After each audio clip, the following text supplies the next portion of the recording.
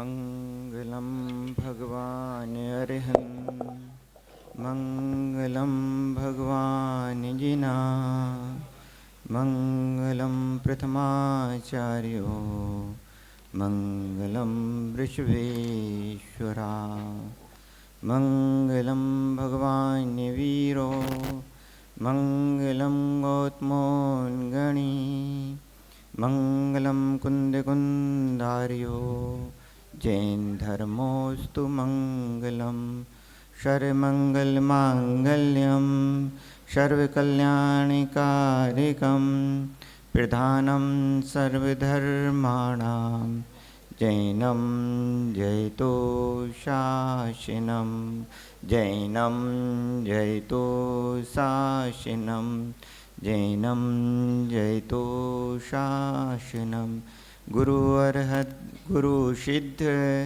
गुरुराचार्य पाठिका गुरु साक्षात् परम साधु तस्मै श्री गुरवे नमः तस्मै श्री विराग गुरवे नमः तस्मै श्री विराग गुरवे नमः।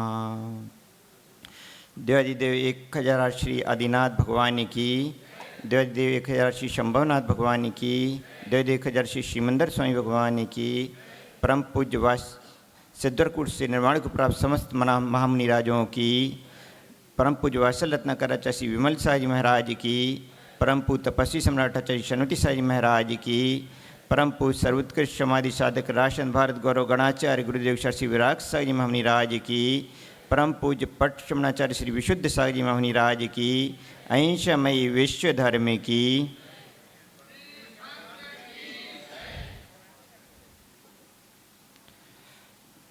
मनीषियों,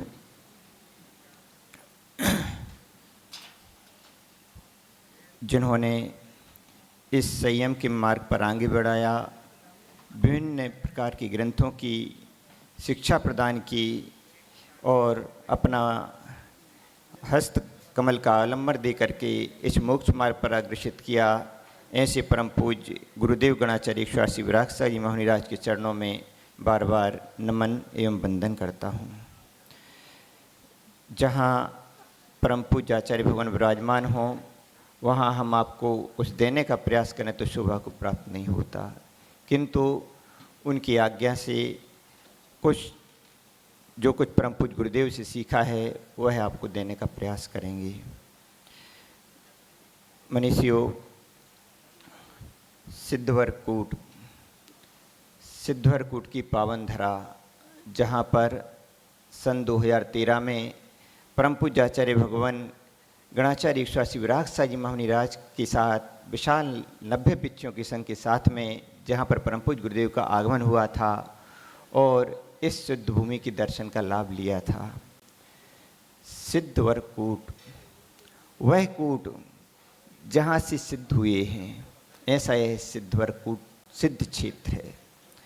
बंधु, आचार्य भगवान कहते हैं कि आज तक जितने भी सिद्ध हुए हैं वह एकमात्र किसके कारण से हुए हैं? भाव के बल से ही सिद्ध हुए हैं, भाव विशुद्धि के कारण से ही सिद्ध हुए हैं। अमृत समयसार कलश में आचार्य अमृतचंद स्वामी ने लिखा, भेद विज्ञानता सिद्धा एकिल केचना अस्य भाव तो बद्धा एकिल केचना। भेद विज्ञानता सिद्धा, आज तक जितने भी सिद्ध हुए हैं वे किसके बल से सिद्ध हुए हैं? भेद विज्ञान, एकमात्र भेद विज्ञान के बल से सिद्ध हुए हैं। अस्य भाव तो बद्धा एकिल केचना, और आज तक जितने भी जीव संसार में बंध को प्राप्त हो रहे हैं तो किसके अभाव में बंध को प्राप्त हो रहे हैं? भेद विज्ञान के अभाव में बंध को प्राप्त हो रहे हैं। आप सभी बैठे हुए हैं, क्यों बैठे हुए हैं यहाँ पर? क्योंकि भेद विज्ञान को समझ नहीं पाए, जान नहीं पाए। बंधु, भावों की बड़ी महिमा होती है। भावों के बल से आज तक जितने भी तीर्थंकर हुए हैं एकमात्र भावों के बल से ही हुए हैं।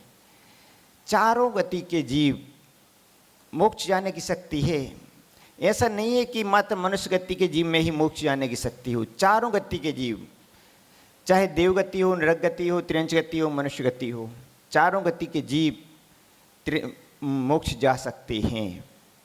किसके बल से? भाव के बल से। आप कहेंगे महाराज जी नार के जीव वो कहाँ से मोक्ष जाएंगे? नरक में अभी कौन है? श्रेणिक का जीव नरक में है कि नहीं है? श्रेणिक का जीव नरक में है। और आगे वह क्या होगा? आगे आने वाली 24वीं में प्रथम तीर्थंकर होगा। कौन होगा? प्रथम तीर्थंकर। वह नार की जीव प्रथम तीर्थंकर होगा। भावों की महिमा है कि नहीं है?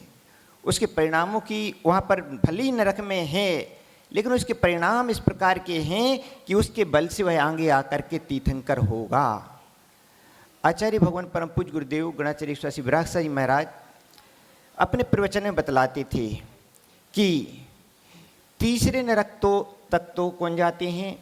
असुर कुमार जाति के देव भी जाते हैं, और असुर कुमार जाति के देव जाते हैं, और भी देव जा सकते हैं, अन्य भी देव जाते हैं। और जो उनके पूर्व के जो परिचय के जो नार की जीव वहाँ पर रहते हैं, उनको वह संबोधन करने के लिए आते हैं। सीता का जीव वर्तमान में कहाँ पर है? सीता का जीव 16वें स्वर्ग में है। कहाँ पर है? 16वें स्वर्ग में है।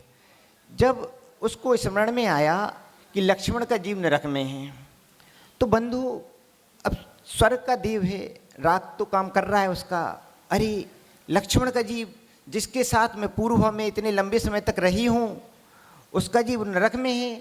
वह संबोधन करने के लिए नरक जाता है।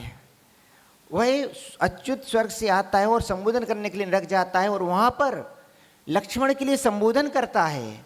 और उसके संबोधन को सुन करके वह लक्ष्मण का जीव सम्यक दर्शन को प्राप्त करता है। और साथ ही साथ में रावण का जीव भी वहीं पर था। वह रावण के जीव को भी संबोधन करने के लिए जाता है। बंधु ये दोनों जीव आगे भविष्य में ये भी क्या होंगे? तीर्थंकर होंगे। बंधु तो नार ऐसा नहीं है कि कोई जीव नरक में है तो वहाँ पर नार की जीव आगे नहीं बढ़ सकता।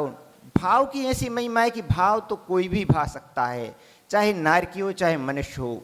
त्रियंच गति के भी उदाहरण मिलते हैं। त्रियंच गति में जब भगवान महावीर स्वामी का जीव पूर्व में शेर पर्याय में था, चांद रिद्धिधारी मुनिराजों ने देखा कि अरे यह भावी तीर्थंकर होने वाला तीर्थंकर और क्या कर रहा है? एक हिरण का मांस का भक्षण कर रहा है। वह संबोधन करने के लिए आते हैं और क्या करते हैं? उसके लिए संबोधन करते हैं। बोध को प्राप्त होता है कि मैं आगे होने वाला तीर्थंकर और ये क्या कर रहा हूँ। बंधु है वहाँ पर देशव्रतों को ग्रहण करता है। भावों की महिमा होती है। जीवन में कब भाव किसके बदल जाएं? आप यहाँ पर इतनी सारी मूर्तियाँ देख रहे हैं, देख रहे हैं नहीं देख रहे हैं? पहले भी ये सभी आप जैसे ही थे। आप जैसे ही घर गृहस्थी में उनको आनंद आता था। घर जाते थे तो हाँ बेटे को देख लिया, बहन को देख लिया, भाई को देख लिया, पिताजी को देख लिया, माँ को देख लिया, तो खुश हो जाते थे। और महाराजों के पास तो अम्मा कहती थी कि अरे भैया थोड़े महाराजों के प्रवचन तो सुनाया करो, मंदिर के दर्शन तो कराया करो। ऐसा बार बार माँ बोलती थी, पिताजी बोलते थे, तो वो दर्शन को आ जाते थे और प्रवचन सुनने आ जाते थे। लेकिन भावों की परिणति में कुछ ऐसा अंतर आया कि वही प्रवचन ने उनके पूरे जीवन को उलट पलट कर दिया। अब वो बाद में घर गए तो घर में उनको अच्छा नहीं लगता था। वह ये सोचते थे कब हम महाराज जी के पास चले जाएं, कब हम मंदिर चले जाएं, कब हम स्वाध्याय कर लें। बंधु जब तक भावों में परिवर्तन नहीं आया है तब तक हमें संसार अच्छा लगता है, और जिस दिन हमारी परिणति में अंतर आ जाता है उस दिन से तो हमें ये लगने लगता है कि हम कब धर्म के कार्य करें, धार्मिक कार्य करें। उस समय से जो आनंद शुरू होता है वह आनंद वास्तविक आनंद है। बाकी आनंद तो सब ठीक है, लेकिन जब वो धर्म से लगन लग जाती है तो फिर तो यही सोचते हैं कि मेरा हर एक पल धर्म के साथ बीते। कभी मन कहीं चला जाए, राग देश परिणति में चला जाए तो क्या होता है? दुख होता है, कष्ट होता है। तो बंधु आचार्य भगवान कहते कि भावों की महिमा है। आचार्य भगवान ने कहा भावना भव वर्धनी, भावना भव नाशनी। क्या बतलाया? भावना ही भवों का वर्धन करने वाली है और भावना ही भवों का नाश करने वाली है। तो किसको सुधारना है? किसको सुधारना है? भावों को। तो अब क्या करना है? घर नहीं जाना है ना? जाना है। अरे महाराज, घर नहीं जाएंगे तो अभी क्या कहेंगे लोग? काहे को शादी की थी, काहे को गृहस्थी में फंसे थे? जब यही करना था तो पहले से सोच लेते तो बहुत अच्छा रहता। आप शादी कर ली, बच्चे होगा और उनको छोड़ करके फिर कहते कि हमने तो घर छोड़ करके जाना है, चक्कर में फंस जाएंगे। लोग क्या कहेंगे? कोई का कहे है, सही बात है, कोई का कहे। आचार्य भगवान बोलते थे कि जिसने शादी कर ली उसकी कितने साल की सजा हो गई? कम से कम 20 साल की, 22 साल की सजा तो उसकी हो ही गई। उसको अपने उत्तरदायित्व पूरे करने ही पड़ेंगे। वह व्यक्ति यदि आचार्य भगवान से के पास भी श्रीफल चढ़ाएगा कि आचार्य भगवान हमें दीक्षा दे दो, तो आचार्य भगवान कहेंगे पहले तुमने जो बेड़ी बांधी है उस बेड़ी का निवारण करो, जो तुमने उत्तरदायित्व तुम्हारे हैं उनको पूरा करो, तब फिर आगे बढ़ पाओगे। तो बंधु, अभी क्या है, बेड़ी बंध गई हैं। उन बेड़ी को तोड़ने के लिए अब बहुत पुरुषार्थ करना पड़ेगा। थोड़ी आगे आओगे, घर से निकलने की बात करोगे तो क्या करेगा? अभी घर वाली पीछे पीछे आ जाएगी। परम पूज्य आचार्य जी के पास एक भिंड के भक्त आते थे, क्या नाम था भूल गए। तो जब भी वो आते थे पीछे पीछे उनकी 2 दिन बाद उनकी घरवाली पीछे पीछे आ जाती थी। और जब वो 2 दिन तक रहते थे तो आचार्य जी अच्छे से बात करते थे कि आचार्य जी अब तो इस बार तो हम घर छोड़, मन बना के ही आए कि घर छोड़ ही देना है, बिल्कुल हम घर में रहेंगे ही नहीं। और जहाँ उनकी घरवाली आई और जहाँ उसने 2 मिनट के लिए मंत्र उनके कान में फूके तो आचार्य जी के सामने आ जाते थे, आचार्य श्री थोड़े से दिन बाद हम वापस लौट करके आते हैं, हम इस बार पक्के में लौट करके आ जाएंगे।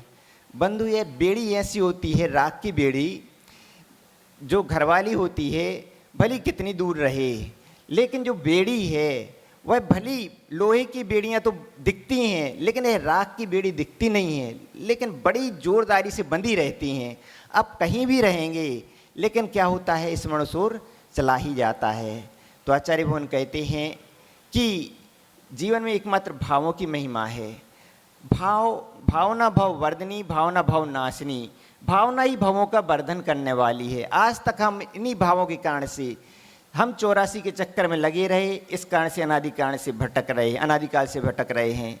यदि एक बार भी सोच लिया होता, क्या सोच लिया होता, जो आचार्य भगवान अपने प्रवचन में बतलाते हैं उस मार्ग पर अनुसरण करने के यदि हमने मन बना लिया होता तो अभी आचार्य भगवान तो यहीं बैठे हैं, आप लोग तो पहले मुक्त चले गए होते।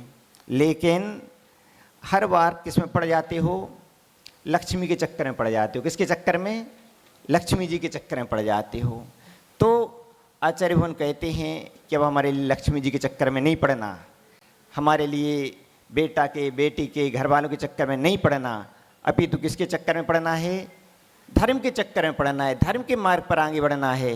यदि हम धर्म के मार्ग पर आगे बढ़ गए तो हमारी आत्मा का कल्याण हो जाएगा।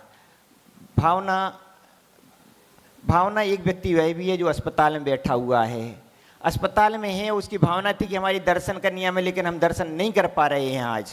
क्यों? क्योंकि डॉक्टर ने बोला है कि अभी इसको यहीं पर रखना है।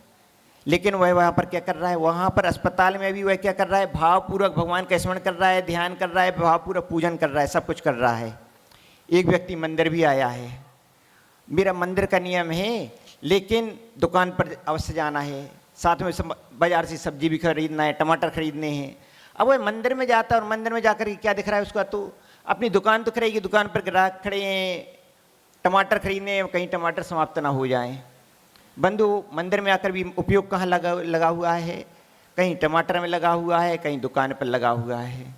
तो इसीलिए आचार्य भगवान कहते हैं कि भावों को केंद्रित रखो। भावों को आपने धर्म की ओर केंद्रित कर लिया तो कल्याण हो जाएगा। और यदि आप भावों को केंद्रित नहीं रख पाए और इसी संसार में उलझाए रखे तो जैसे अनादिकाल से भटक रहे हैं उसी प्रकार से अनादिकाल तक भटकते रहेंगे। इसलिए बंधु, हमारे लिए क्या करना है? अपने आत्मा के कल्याण की ओर अपने लक्ष्य बनाना है कि किस प्रकार से हम मोक्ष मार्ग पर आगे बढ़ें। और अब आचार्य भगवान उस मोक्ष मार्ग मोक्ष का मार्ग हम सभी के लिए बतला रहे हैं। हम सभी भी उसी मोक्ष मार्ग पर निरंतर बढ़ते हुए अपनी आत्मा का कल्याण करें, यही सबके लिए संदेश है। परम पूज्य राष्ट्र गणाचार्य देवसा शिवराज साजी महाराज की बोलिए। परम पूज्य गणधर मुनि विवर्धन सागर जी महाराज।